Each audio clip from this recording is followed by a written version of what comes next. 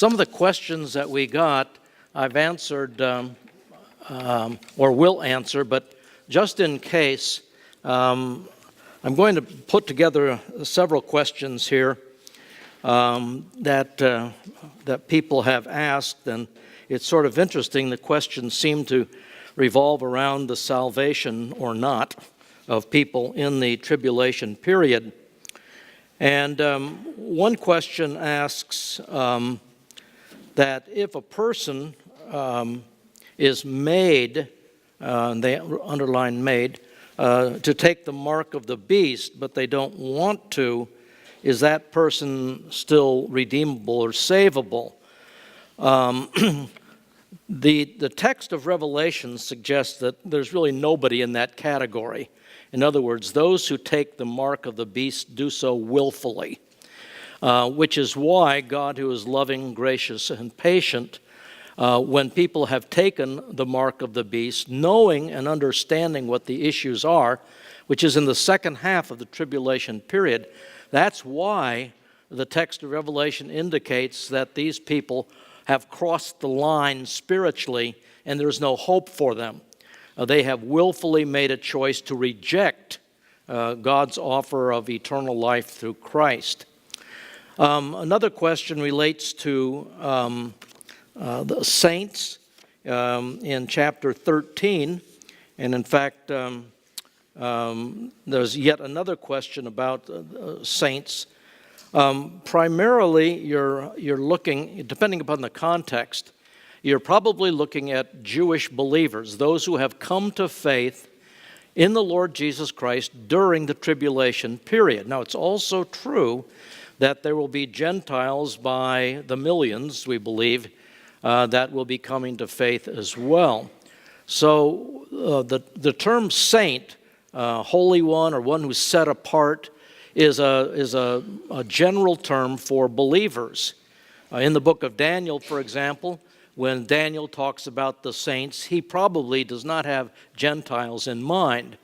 He's thinking Jews who have come to faith. So the saint really applies to anybody who's a believer and comes to faith during that period of time. And then there's a question related to people who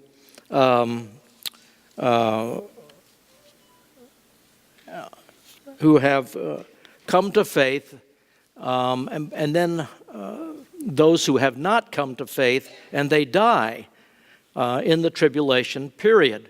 Will the people who die in the tribulation period have a second chance or second opportunity? And everything points to the fact that no, they will not have a second opportunity, because unlike that question which people ask about this day and age, the tribulation is a unique time, because remember, as Jesus said in Matthew 24, the gospel of the kingdom shall go throughout the entire world, and then the end shall come. And what he's saying is everybody will have an opportunity to hear the gospel. They will hear the gospel. So when they reject it, they do it at their own peril, of course. And as we saw in chapter 16, as God is pouring out judgments upon the earth at the very end of the tribulation, that men acknowledge that this is coming from God, but they curse God and they will not repent. 3 times in that passage that's said. So ignorance is not an issue in the tribulation period. People are fully aware of what the issues are and are fully aware of the content of the gospel. So there are some other questions which I think we'll hit on as we go through. Up on the screen, we have given to you a lot of material sitting there, and I put it up because I wanted it to be, while you were sitting here, I wanted you memorizing it, and obviously that was a silly thing for me to think. But I want to go back over this with you quickly because our time is really limited. But we saw that there seems to be embedded within the text of Revelation, Revelation 1:19, the basic structure of the book. John is told, first of all, to write down the things that you have seen, and that was the vision of Christ in chapter 1. And then he was to write down the letters to the 7 churches which Christ was giving. And then we come to chapter 4, verse 1, and I want to read this to you again. We have mentioned it time and again because I want us to be clear, and if this isn't clear, please write this down. If you want it to tattoo it maybe on your hand. The Greek words metatauta, tattoo it there, that would help. But if the phrase "after these things" are important in seeing the structure of the book. John writes, "After these things I looked, and behold a door standing open in heaven." And so he says then that sequentially, the information that he's getting now in chapter 4 and beyond came to him from the Lord after he got the information from chapters 1, 2, and 3. But that's not all. The voice speaking to him, which is the voice of the Lord Jesus, "Come up here and I will show you what must take place after these things." And the second "after these things" makes it clear that the things that are now going to be revealed to John sequentially occur after the things of the church age. When God is done with the church, then we are moving into this next body of truth. So apparently, the church is no longer on the earth, which would be supportive, not absolute proof, but supportive of the idea of a pre-tribulational rapture, because as we'll see this evening, lo and behold, the church is in heaven in its entirety before the second coming of Christ, but we will get there. So chapter 4, verse 1 is a particularly important verse because it helps us see the structure and the sequence of the book. In chapters 4 and 5, we noted that Jesus was given the scroll on which were written the judgments that would be poured upon the earth with the end game of the world being taken back from Satan, who got it in the Garden of Eden long ago, and that it would then prepare for the Messianic age. So we saw that the Lion Lamb of the tribe of Judah is given the scroll, and he alone has the authority to break the seals, and so he does. These are divine judgments now. In chapter 6, we saw that Jesus begins to break the seals, and these are terrible, terrible judgments upon the earth, but they are only the beginning of birth pains, the term that the prophets used, but Jesus and the Apostle Paul both used it to describe the judgments of the tribulation period. And so Jesus pours out these judgments. They are terrible. We know minimum, at least 25% of the world that starts the tribulation will be dead by now. So says chapter 6, I think it's verse 6 and 7. But the good news, of course, is that this is not just a time for judgment. It is primarily a time for salvation. And so chapter 7 tells us that. Tells us of the unbelievable numbers that will come to faith. And then back to the judgments again in chapter 8, giving the first 4 trumpet judgments. At the end of chapter 8, the angel flying through mid-heaven says, "Woe, woe, woe to those who dwell upon the earth," which we translated as, "You ain't seen nothing yet." And so chapter 9 tells us about trumpets number 5 and number 6. And they are nightmares. They are horror stories. And in one of those trumpet judgments, 1/3 of the population of the world perishes. So it is truly a nightmare. And when we get to the end of chapter 9, we are right at the end of the tribulation period. In fact, when we get into chapter 10, we would be expecting the final judgments and Jesus coming back. But that's when, because the angel there says twice, there's no more time. This is coming to an end. And we're in chapter 10, and Jesus doesn't come back to chapter 19. So what does that mean? Well, we come to the end of chapter 10, you have the second key in the structure of the book, and that is John, after being told that we're at the end now, there's no more time, no more delay, we've reached the end. The last birth pains are going to hit, and then that's going to birth the Messianic age. John is told, you need to prophesy again. That is, you need to go back because there's things that I, says Jesus, want people to know about the tribulation, the great one, the second half of the tribulation period.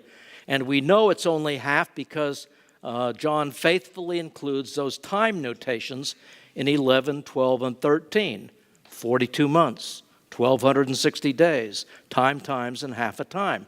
So we learn more about the two witnesses. We wouldn't have any idea about these people. But what we're being told is that even in the worst places, Sodom and Egypt, Jerusalem is called. Even in the worst places and the worst of times, God is going to have a ringing, clear testimony as to who He is and who His Son is. And then chapter 12 develops a theme of the persecution of the nation of Israel and explains for the first time why the persecution is going to be so intense. And the reason is Satan is forcibly, bodily, I guess angels could be removed bodily, from heaven. And he's cast down to the earth, and the text says the angels are given high fives to one another in heaven, but someone says, woe to those who dwell on the earth, because Satan is coming down amongst you, and he knows he only has a short time. And so he's not coming down to invite all of you to a picnic. He is coming down to spew his wrath out, and the target is Israel, who by that time is coming to faith in huge numbers to the Lord Jesus. Chapter 13 is the capstone of information about the Antichrist. It was started back in chapter 7 of Daniel.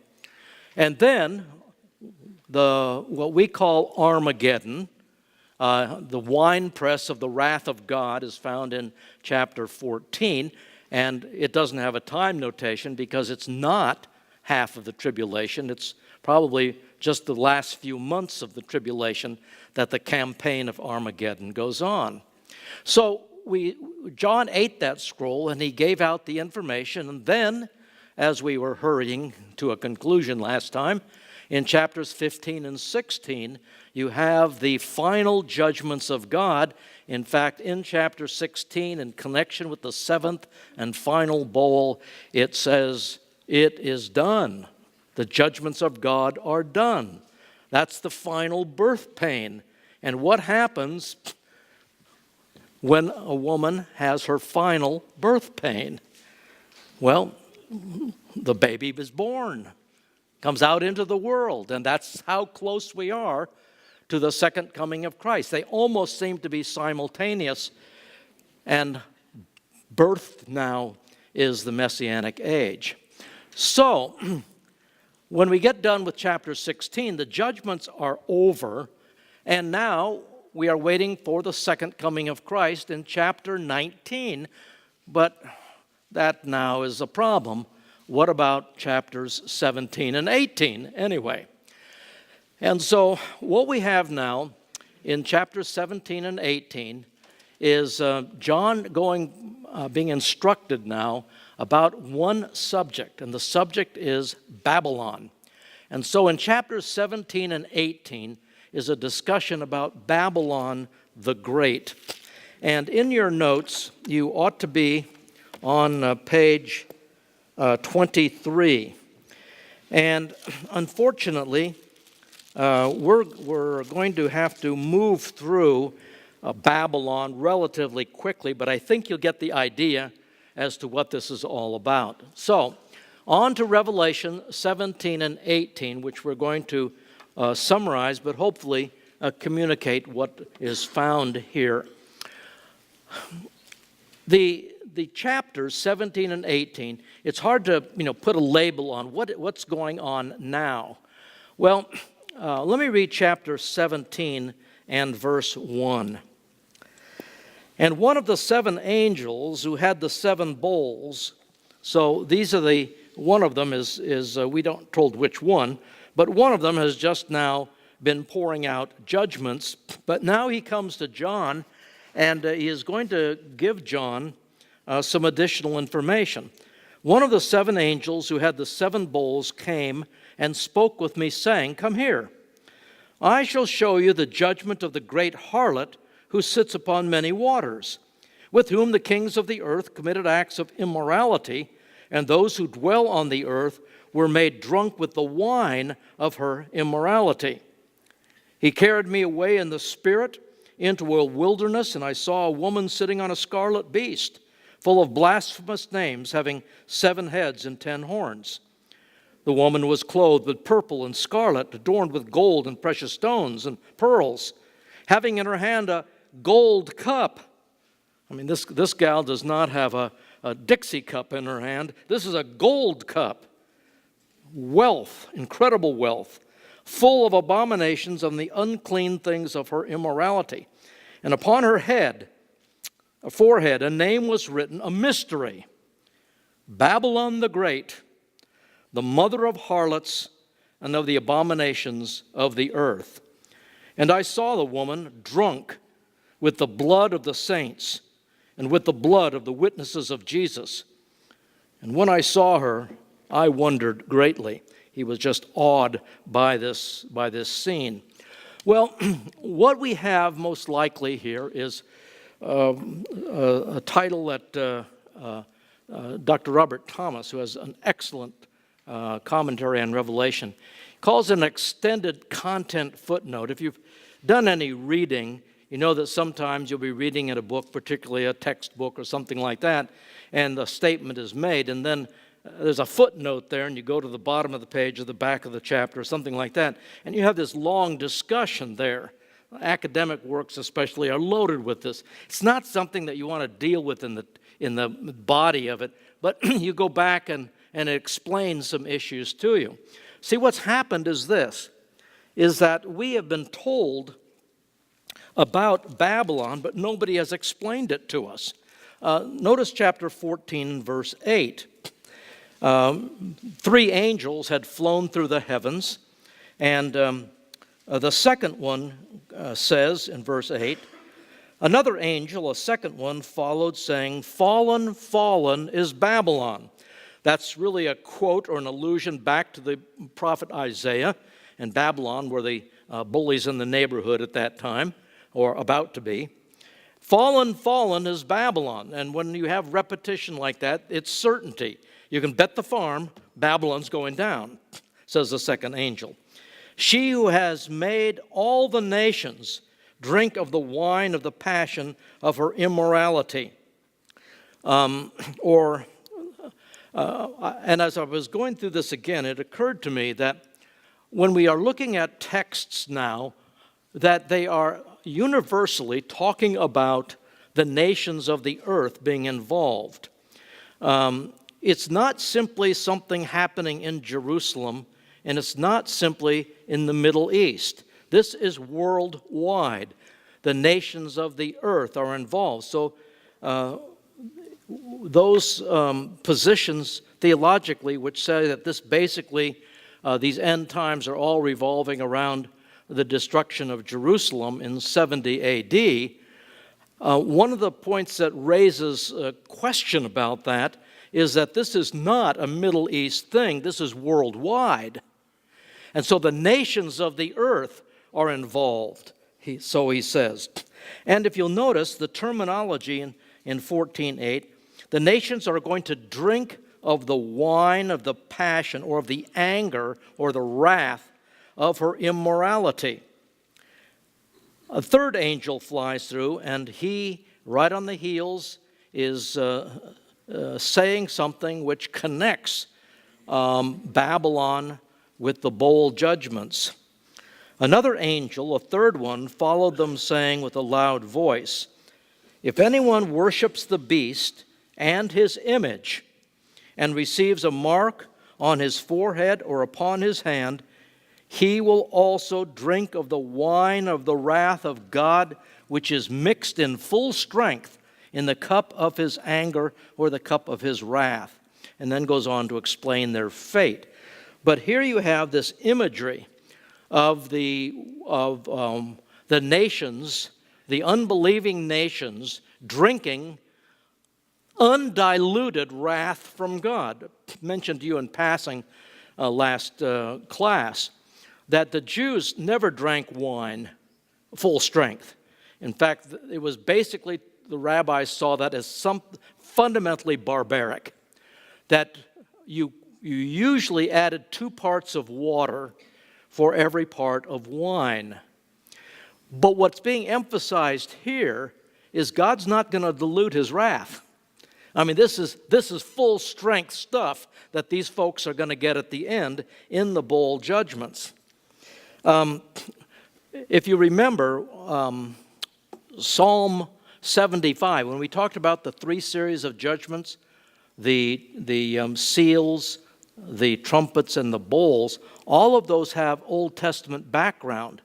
And the background, among other things, for the bowl judgments is Psalm 75, where the nations of the earth are seen drinking the wrath of God in full strength. I want you to look at one other thing with me, if you would. I want you to go over to Isaiah chapter 63. We ran out of time last week, and I think this is important for you to have an understanding, because this really helps paint the backdrop for Revelation 14 and of the event we call Armageddon. Isaiah chapter 63, verses 1 through 6. Who is this who comes from Edom? Now, Edom was a nation to the south and east, and Edom and Bozrah down there are a part of the 200-mile wine press of the wrath of God that Revelation 14 talks about. Who comes from Eden with garments of glowing colors from Bozrah? Who is this anyway? The answer in the end of the verse, it is I who speak in righteousness, mighty to save. This is Messiah talking, as we will see. Messiah answers the question. And the question is then asked of Messiah, why is your apparel red, and your garments like the one who treads in the winepress? As you know, they would stomp on the grapes, and while they usually hitch their garments up, I mean, you splash around enough in grape juice, you're going to get some coloration of your garment. And that's the picture here, and would be very common in their thinking. Verse 3, I have trodden the wine trough alone, and from the peoples there was no man with me. I trod them in my anger, trampled them in my wrath, and their life blood is sprinkled on my garments, and I stained all my raiment. For the day of vengeance was in my heart, and my year of redemption has come. Down in verse 6, and I trod down the peoples in my anger, and made them drunk in my wrath, and poured out their lifeblood upon the earth. A rather graphic scene, to be sure, but this is Revelation's 14 background. And if you read Isaiah 63, then you have a better feel for Revelation chapter 14. So Revelation 14 mentions Babylon and the fact that she has made the nations of the earth drunk with the wine of her anger, her immorality. And then we are told in the next verse that there are going to be people who are going to be drinking of the wine of the wrath of God, which is mixed in full strength in the cup of his anger. Now, chapter 16, verse 19. This is the last, 7th bowl judgment. And the 7th angel poured out his bowl upon the air, and a loud voice came out of the temple from the throne saying, "It is done." So this is the final birth pain, which tells us that, boy, we are very close to the Messianic kingdom coming. Verse 19, "And the great city was split into three parts. The cities of the nations fell, and Babylon the Great was remembered before God to give her the cup of the wine of his fierce wrath." Okay, we have scenes that are truly graphic in their imagery. Babylon is a name that takes us back to Genesis chapter 10, to the Tower of Babel. I think most of you are aware of the fact that the folks that were building back there weren't seeing how high they could go and had the delusion that they were going to put enough stories in place here that they're going to reach up to the stratosphere. I mean, these are intelligent people. When it says that they are reaching into heaven, what they're doing is, from what we have discovered, archaeologists have, is that they are building a temple to the sun, moon, and stars on the top. It was, in fact, the first organized, idolatrous religious system which left out or eliminated the true God. And so Babylon, from that point on, was a bad word. Babylon represented that which was evil, that which was anti-God, that which is bent upon leaving God out. Well, that's been mentioned twice now, in 14:8 and 16:19. And what the angel wants John to know is just a little bit more about Babylon, as Babylon appears in the New Testament. So, when we come to Revelation, Babylon stands for that which leaves the true God out. It is godless. It is a religious system. It is a political system. It is an economic system. And that's what John is going to be given information about. So,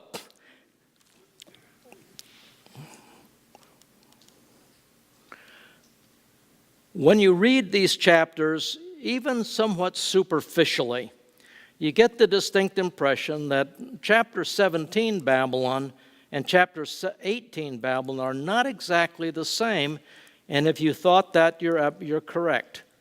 In chapter 17, you have an emphasis upon religion and religious Babylon.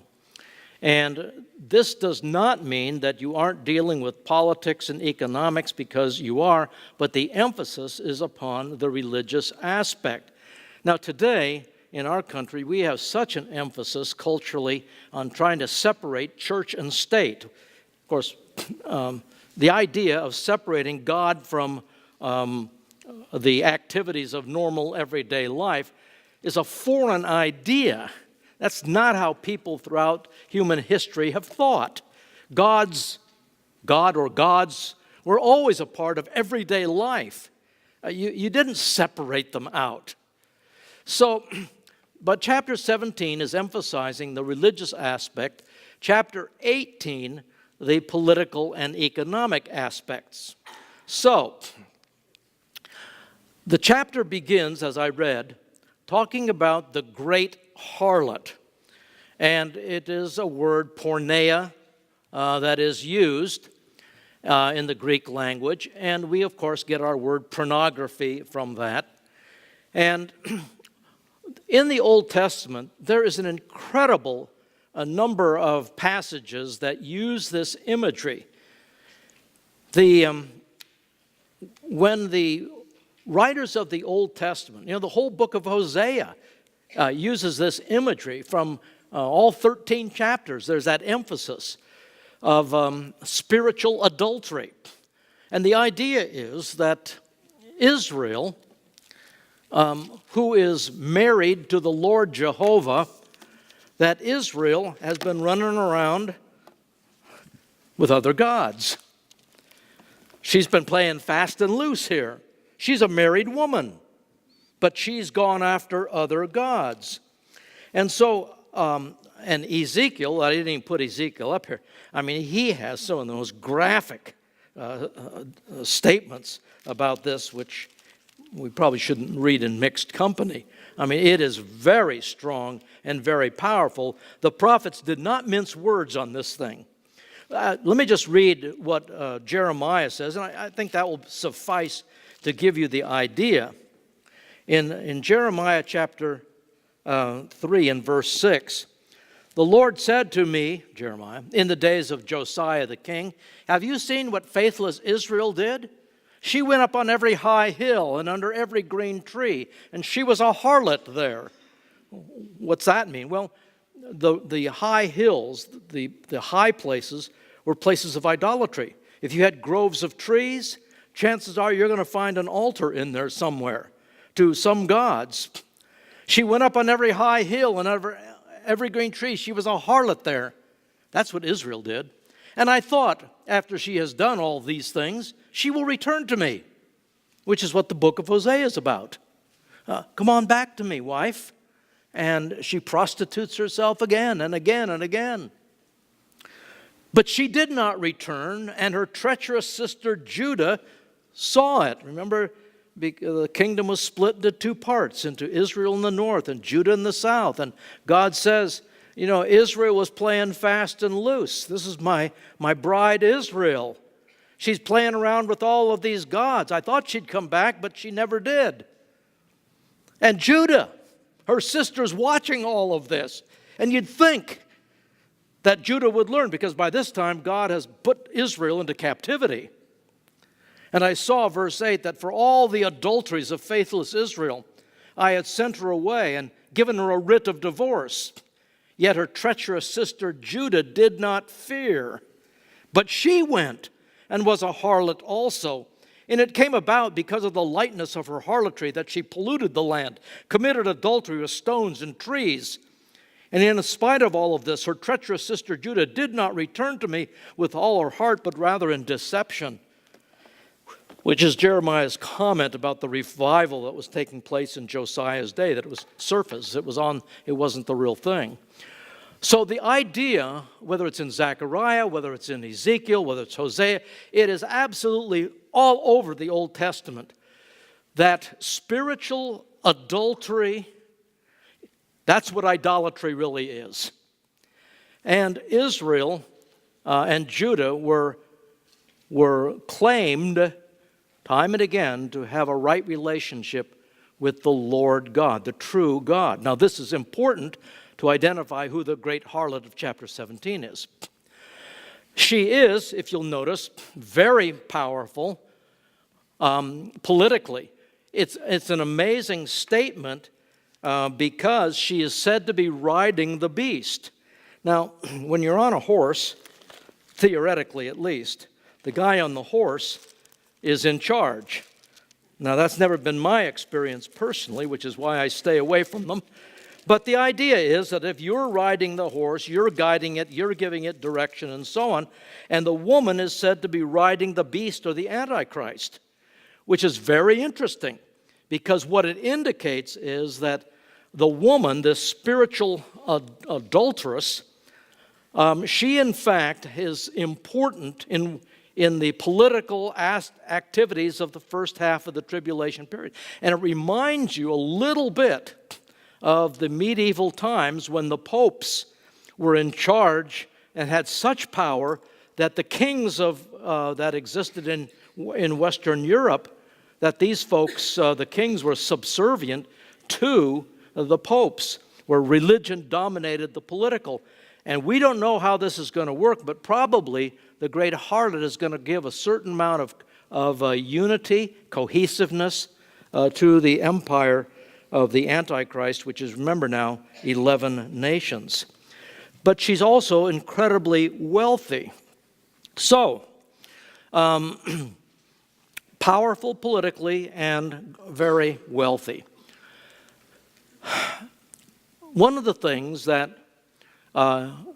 is, in very graphic terms, is that she's drunk. She's drunk with the blood of the followers of the Lord Jesus. This woman which is a religious system, is going to be the one that will bring about the death of God's people during the first half of the tribulation period. You know, as you probably are aware, that's the way it's been throughout the history of the church, is that some of the greatest persecutors are religious systems. Who persecuted the early church in Acts? It was not the Romans. The Romans didn't climb on board for a number of decades until you get into the 60s with Nero. It was the Jewish leaders.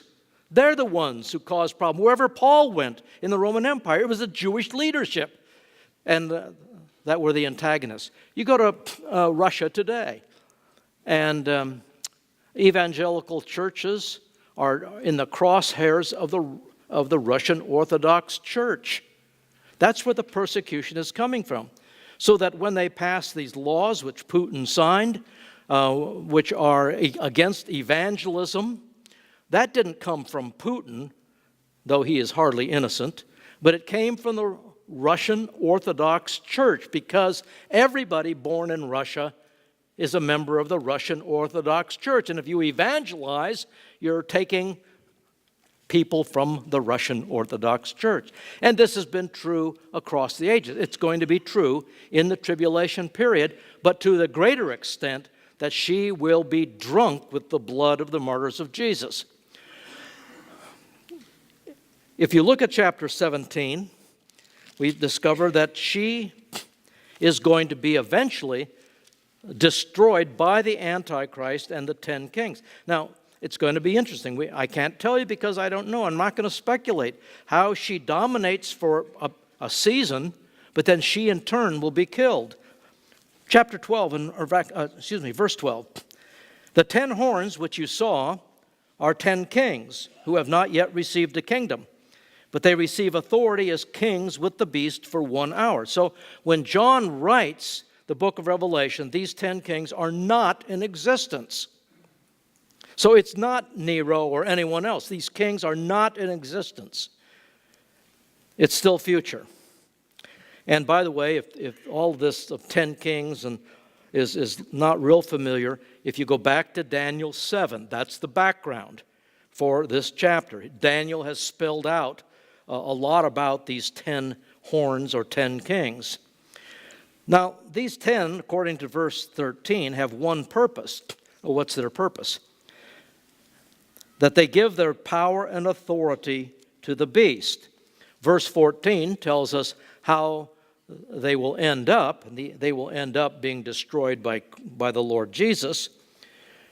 In verse 15, he says, the waters which you saw where the harlot sits are peoples, multitudes, nations, and tongues. So there is, again, far beyond the Middle East. This is far more extensive. The nations of the earth are involved. Verse 16, the 10 horns which you saw and the beast, remember, is the Antichrist, so identified in chapter 13. These will hate the harlot, make her desolate and naked, will eat her flesh and burn her up with fire. For God has put it in their hearts to execute his purpose by having a common purpose and by giving their kingdom to the beast until the words of Christ be fulfilled. And the woman whom you saw is the great city which reigns, present tense, over the nations of the earth. Now this is a big deal because in chapter 19, the scene in heaven, and in verse 2, there's great rejoicing in heaven, verse 2, because his judgments are true and righteous. He has judged the great harlot who was corrupting the earth with her immorality, and he has avenged the blood of his bondservants on her. And a second time they said, hallelujah, her smoke rises up forever and ever. So heaven is very happy when the great harlot is destroyed. The beast and the 10 kings are carrying out the will of God, which on occasion in the Bible happens, where Satan carries out God's will, whether he likes it or not. So the question then becomes, who are we talking about? And boy, does this give theologians fodder for discussion. They are all over the map on this. But there's a couple of things to note. One is that it says that she is over the kings of the earth. She reigns, and that's present tense. Let me read that again. And the woman whom you saw is the great city which reigns over the kingdoms of the earth. When John wrote this, who is the great city that's ruling? It's Rome. And you have a religious system, and I'd like to, and this is my interpretation, which means don't take notes on this one, because it's what I think is the application of it, and I just don't want some of you coming up in glory someday and saying, you know what you said in class that day, and that just wasn't right, was it? Yeah. Okay. But it says, if you look back at verse 5 for just a moment, upon her forehead a name written, Babylon the Great, the mother of harlots, plural. And that plurality is interesting, because what is a harlot? A harlot in the Scriptures is one who claims loyalty to the true God. That rules out Muslims. They don't claim loyalty to the true God. Shintoists and animists and all the rest. It would be Christianity. And the mystery is that the church, externally, has come to this. And so when it says she's the mother of harlots, you're dealing with a system which apparently includes a number of religious movements. I think, and again, I think it is Roman Catholicism, apostate Protestantism, and other groups like Mormons and Jehovah's Witnesses, all of whom claim to be loyal to the true God. And they are not. Now, please understand, particularly when we talk about Roman Catholicism, that do I think Roman Catholics can be saved? I do. But they're saved in spite of the system and their theology, not because of it. They have a works salvation. It is faith plus works, which Paul in the book of Galatians says that does not bring justification to a person. You cannot include works.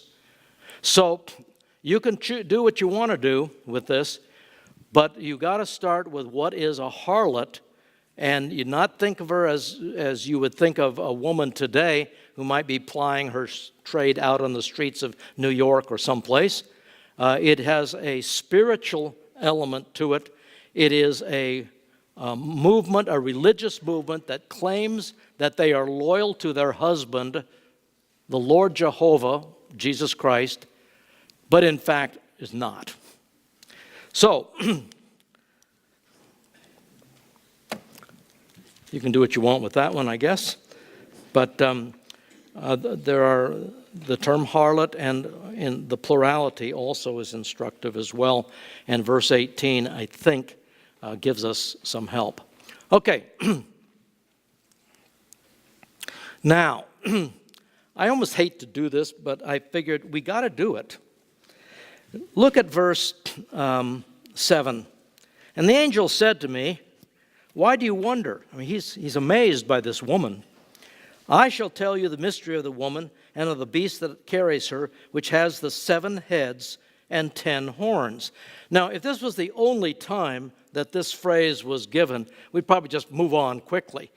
But this has been repeating itself again and again. 7 heads, 10 horns. 7 heads, 10 horns. And we begin to scratch our head and say, this is confusing. Now, I'll do my best to try and clear this up, if I can. Now, I want you to look at verse 8. And the beast that you saw was and is not, and is about to come up out of the abyss and to go to destruction. And those who dwell on the earth will wonder, whose name has not been written in the book of life. Verse 9. Here is the mind which has wisdom. The 7 heads are 7 mountains on which the woman sits, and they are 7 kings. 5 have fallen, 1 is, the other has not yet come, and when he comes, he must remain a little while. And the beast which was and is not is himself also an 8th, and is one of the 7, and he goes to destruction. Okay, having cleared that up, let's move on now. I mean, if that doesn't sound like double talk, but what we do know is this. No question, I hope everybody has no problem, 10 horns are 10 kings. It is so said in verse 12 and the whole background of Daniel chapter 7. The 7 heads, though, that's a little bit trickier, but I think it is, in fact, understandable. The 7 heads are applied to 2 things. One are the 7 mountains on which the woman sits. And this, again, for those who hold to Rome, they have fuel for their fire, the 7 hills of Rome, place where the woman sits. But it's also referring to 7 kingdoms. So, here are the 7 kingdoms. And we are told that 5 have fallen. The 7 heads are 7 kingdoms, 5 have fallen. 1 is, okay, what kingdom would that be? Rome. Because John's writing, it's present tense. What's the kingdom that's in power then? It is Rome. And believing that he wrote 95 or so. Okay. 1 has not yet come, and when it does come, it is a 7th, but it's also an 8th. Now, again, at first you say this can't be understood, but if we understand the Old Testament background, it begins to become clearer. Now, so Rome, which we're calling Rome Part 1, is the 6th kingdom, or the 6th head. So says John 1 is. What nations preceded Rome in relationship to the nation of Israel, which is what this is about? What are the nations that preceded? You had Greece, Egypt, Babylon, Medo-Persia, Assyria. So, the 3 that we know about, because Daniel has spelled it out very clearly in his book, are Babylon, Medo-Persia, and Greece. Then Rome would be the 4th and final kingdom. It had 2 parts to it. But preceding that were, in fact, Egypt. The nation of Israel was birthed in Egypt. Egypt was the incubator which God used to grow up his baby nation. So that when they went down to Egypt, they had 75. When they left Egypt over 300 years later, they were 2.5 to 3 million people. The Assyrian, in much of the Old Testament, the Assyrians were the bullies in the neighborhood. They dominated. And so the prophets will talk about the Assyrians. But these are the 5 nations in relationship to the nation of Israel particularly that are no longer. 5 have fallen, 1 is, and 1 hasn't come yet. Well, again, if we understand Daniel, we know that there is a 7th kingdom, which is actually Rome Part 2. Remember on the statue of vision that Daniel had. The legs were of iron, and that was Rome, the 4th kingdom. And the feet were of iron and clay.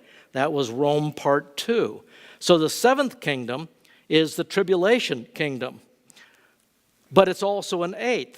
Why is that? Because there's 2 very distinct aspects in the tribulation period. The first 3.5 years, the Antichrist is ruler of an 11-nation confederacy.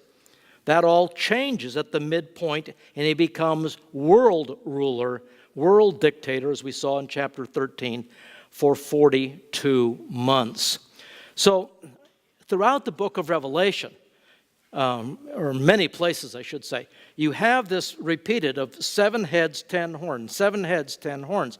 This is the first time it's now explained to us what this stands for. And so very much a part of this is going to be Babylon. Babylon is in fact the spiritual, moral compass here. Okay, does that make sense at all? Look, I realize there's a ton of details that we're throwing out at you. But the fact that this is mentioned so frequently in the book, we at least had to look at it. Okay, one final, I want to move on and then we'll take a break. And again, if you have questions afterwards during break time, feel free.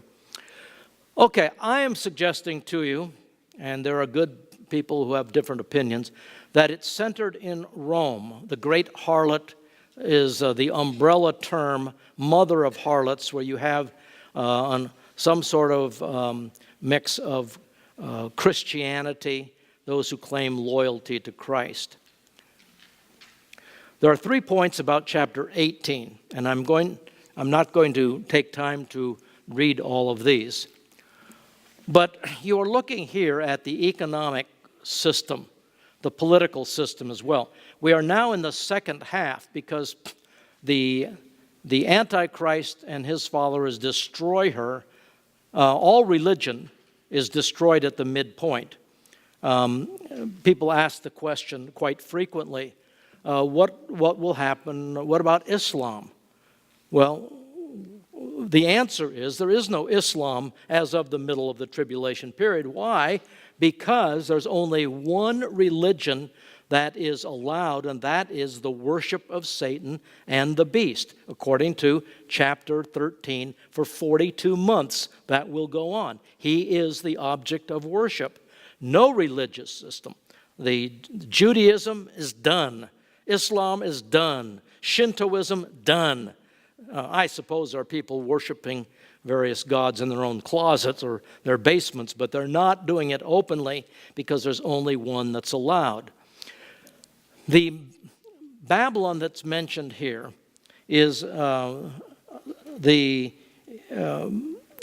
connected with economics in the 666, which we saw is in the second half.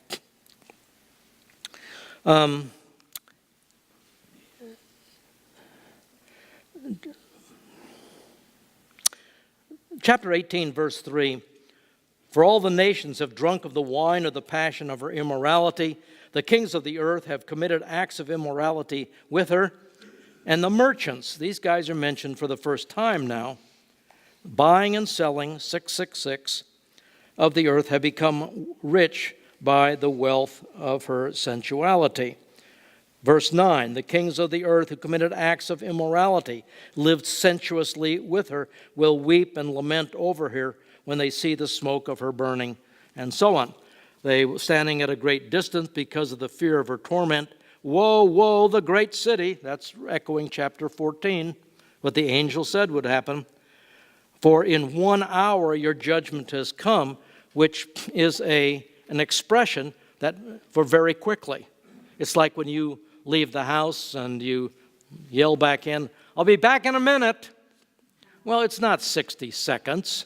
When my wife says that, I triple that and then multiply it by a few more terms. She's not going to be back in a minute. I know that. It's not 60 seconds. And the idea here is that this is going to happen very, very quickly, which is the description of the bowl judgments. They're going to be hammering Babylon. When we said that Babylon is destroyed suddenly by God, this aspect of Babylon is not being destroyed by the Antichrist. He is the one being destroyed here. So God is going to do it. And the reason for the judgments is that God remembers, it's not that he really forgot, remembers her sins and brings about the bowl judgments. They are now going to drink of the wine of the wrath of God. And those verses speak to that. Now, the question arises again, where is this centered in? What are we dealing with here? In the text, it's a place of unusual demonic activity, unusual wickedness. But there's another element that God's prophet and God's people are there. And when you look at passages outside of Revelation, such as Daniel 11, what do we find? We find that the Antichrist sets up his headquarters. It's a military headquarters, but also a regal headquarters between the Mediterranean Sea and the city of Jerusalem. That's where he's setting up headquarters. 2 Thessalonians 2, Paul tells us where the Antichrist is in the second half, and that's in Jerusalem. He seats himself in the holy place of the temple, making himself out to be God.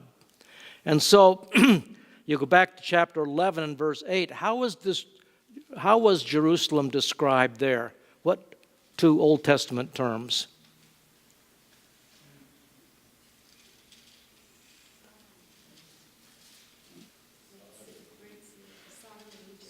Sodom and Egypt.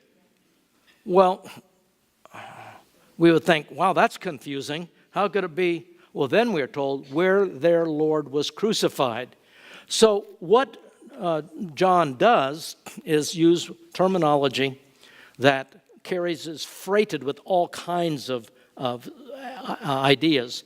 Egypt, Sodom, the moral and the spiritual depravity of the city of Jerusalem, the holy city, is not.